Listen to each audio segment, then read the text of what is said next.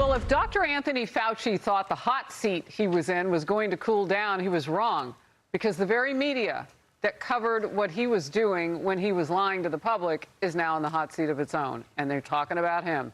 In the wake of the release of the Fauci diaries last week, HHS Secretary RFK Jr. is now speaking out over the media coverage of the COVID pandemic. A lot of what Fauci wrote about in his diaries was the simultaneous pandemic that was going on. Questions are lingering now about lockdown, censorship, and whether the media challenged the experts or simply echoed them. You're watching Outnumbered. I'm Harris Faulkner, here with my co-host Emily Compagno. Joining us today, Kayleigh McGee-White, Fox News contributor, Lisa Booth, Fox News political analyst, and Todd Pyro, co-host of Fox and Friends First. 5 years after the pandemic, the fight over COVID still in the headlines.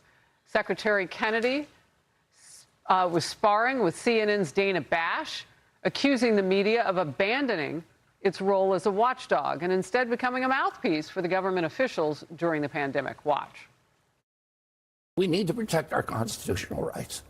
During COVID, we completely dismantled our constitutional rights. We began censoring people in violation of the First Amendment. But I'm not. You were part of the problem. No, I wasn't part of the problem. There was absolute press malpractice. You weren't allowing your Mr. Secretary, your job is a fierce skepticism toward authority. And you weren't doing that. You were beating up on people who were dissenting. Boy, it was heated, and the two were going back and forth with each other about what their jobs are. In a statement, CNN said, oh, wait, are we going to hear it? Let's hear it. You don't want to. Come back here and debate this. So I'm not debating this with you. Of course you won't. No, because I'm not debating. All you know how to do is repeat things that people told you and say, trust the experts. Now we know that Anthony Fauci, who was the expert, was lying about everything. And you were punishing people for not trusting the experts. And now you're rolling out the experts again. Yes. To talk about something that you have no personal knowledge of. Okay, well, guess what? That is my job, to talk to people. Your job is to tell the truth to the American public. Yes, and my job is to get as much information as I can. And to maintain what we were doing, a posture of fierce skepticism toward government authority. In a statement, here's what CNN told Fox: asking tough, substantive questions to those in power is the job of every journalist, and Dana did hers incredibly well today. We stand behind Dana, her reporting, and CNN's overall coverage of the COVID-19 pandemic. And this all comes after Senator Rand Paul released Dr. Fauci's COVID-era diaries last week, in which Fauci shared his private thoughts on political figures and media fame. He was so famous, he said he was very proud of that. In the early days of the pandemic, Fauci also testified on Capitol Hill last week and repeatedly invoked the Fifth Amendment 111 times instead of answering questions. The mainstream media had this to say about that testimony.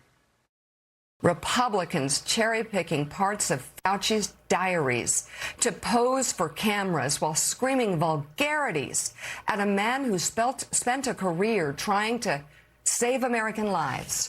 Bernie Moreno's target in that hearing today was a man who has done more in service to this country and the world than every senator in that room and the entire current United States Senate combined.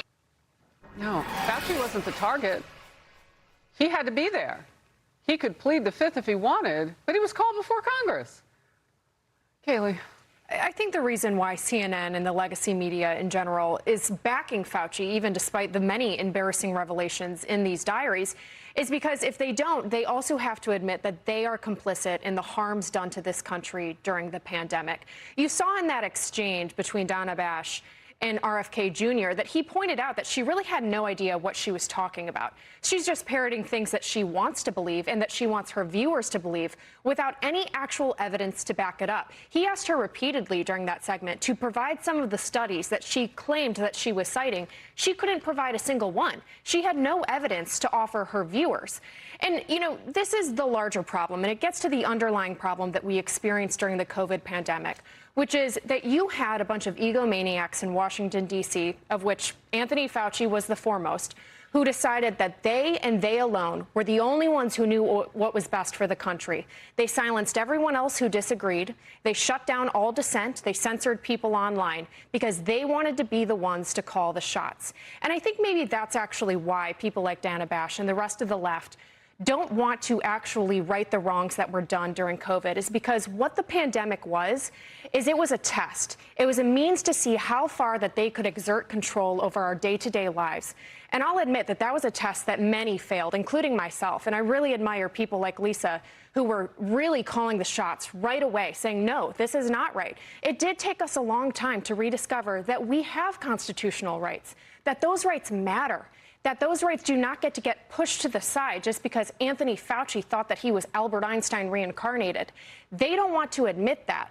But I think that really what the lesson that they taught us is that they can't be allowed near power ever again. I'm never going to fail that test again. And it's because of people like Dana Bash, and it's because of people like Anthony Fauci. All right, you were called in all of that. Thank you. I appreciate that, my friend. You didn't just call the shots. You were calling stuff about the shots. You were asking questions and getting censored. Yeah, really from the beginning, because as RFK Jr. pointed out, they were beating up on people who were dissenting. I was listening to those people who were dissenting. I took the time to ask these individuals questions, to interview them, to try to get more information.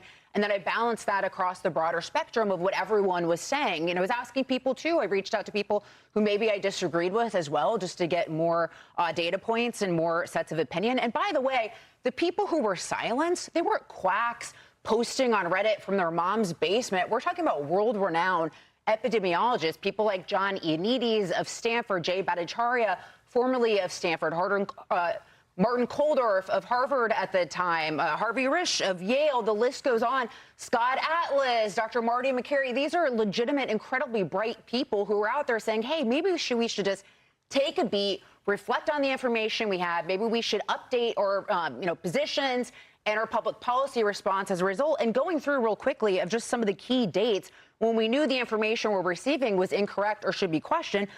John Ioannidis in March 17, 2020, pointing out that we were making decisions based off of bad data, so the fatality rate was totally skewed. We were missing cases by exponentially, we didn't know. You go in April of 2020, we started having these antibody studies, knowing definitively that we were missing cases, which meant the fatality rate was significantly lower.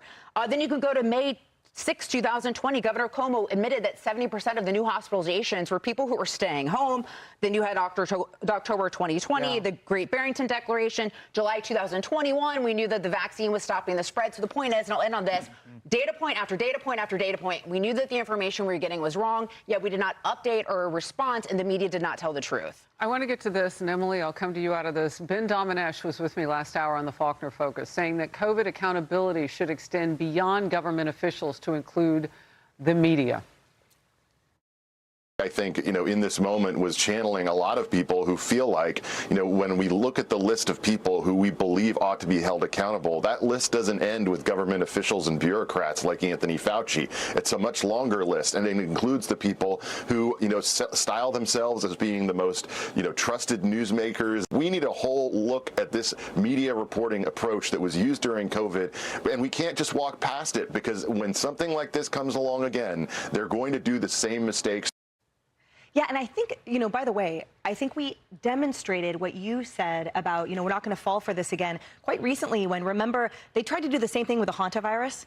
And it was like, no one was having it. We were like, nope, not this time, not this time. So I think in a way, the good news is that there seems to be a little bit more of a resistance, because that initial pandemic obviously was such a shock and truly novel for all of us. I agree with Ben that clearly there is culpability among the press. They are not a fourth estate. They are complicit. They are a wing of the Democrat Party, of the lib sort of identity, which we know, remember, centers around control, and that is fed by fear. So all of this, to your point, the reason that they can never even look at Fauci's diaries, can never admit the falsities that are in there, is because it would then mean that their entire house was built, in fact, on sand, that there was a tiny egomaniac behind the curtain of Oz, not actual power. It was simply a construction of fear. And if you push back at all, you recognize how everything falls apart. And I think, by the way, that we've seen this for quite some time. We've seen this with their inability to articulate or analyze anything out of the Trump administration for what it is. No, if you push back once on their talking point, they completely fail to be able to articulate why, to defend their position why. They are always without facts. They are always without experience. And this, mind you, is a party that campaigns on and spends millions of dollars on tours, for example, of no kings. And yet they accepted the unilateral voice that became the authority for a rollout, the weaponization of the administrative state. And I think we all know the statistics, but I think everyone carries so many anecdotes. And as this has surfaced, I keep thinking of them in different ways that'll hit me. You know, my friend who was diagnosed with cancer, and during this time, his surgery, however, to remove the cancer was deemed elective. Oh. And so that had to be pushed back. Or the nurse that I mentioned, holding their heart sign through the window saying he was at peace about that person's loved one on the sidewalk looking through the window. Like the amount of livelihoods lost, lives destroyed, lives lost, the pain caused, it is so real and visceral with every American that watches this. And the hubris, not only of Fauci, which is such an infection, but the fact that the hubris has become a malignant force within the press, too, who refuse to even allow us to look them in the eyes, because Fauci won't look the senators in the eyes, to even say, let me give this a thought. Let me look at this. Let me read into this. They won't even do that. I hope your friend's okay. Well, Louisiana is one of 3 states now that is jumping on what we talked about here on the couch last week, Emily, and that is the fact that Fauci, with his presidential pardon, is not protected from prosecution from states. So you saw DeSantis. You're seeing others. Florida's one of those states as well. What's your thought on that? Admittedly, it will be a tough legal road at the state level. But it's worth taking. Exactly. It's certainly worth exploring because at the beginning of the pandemic, and I go back to that, it is so important in that kind of a situation when we really know so very little to come out there and demonstrate true knowledge when you say, hey, folks, I don't have all the answers. We're going to try and arrive at the truth together. But that's not what they did. And, you know, I always go back to the law. In a court of law, each side has experts. It's called the battle of the experts. And they each get to present to a jury of their peers their theory of the case. And then the jury gets to decide which version of events they believe.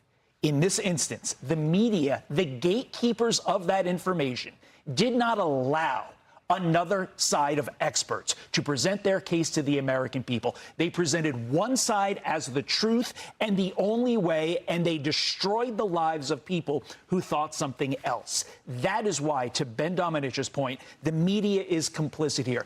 Fauci, certainly not without blame, but the media propagated only one way of thinking, and people lost livelihoods and people died because of it. Well, and I wonder, because of the way that they covered it and they didn't listen to all sides, as we should as journalists, did we miss something about the connective tissue between Fauci and gain-of-function research within China? Like, what parts of the puzzle are we missing because they were only focused on one thing, him? There was no way that we could have all gotten to that quicker than we did, simply because that line of thinking was prevented for so long, and there was so much else to cover that, yes, we were a little bit behind the ball, us included. I mean, all journalists were behind the ball. But in our defense, we tried to ask questions. We were just shut down.